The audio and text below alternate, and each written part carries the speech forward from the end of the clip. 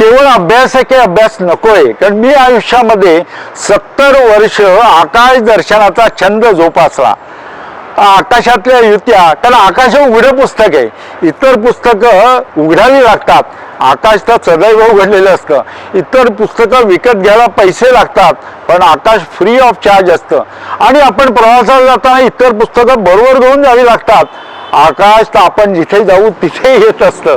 आणखी महत्वाची गोष्ट, पुस्तकं इतर वाचायला प्रकाश लागतो, पण आकाश हे काळोखातच वाचायचं असतं.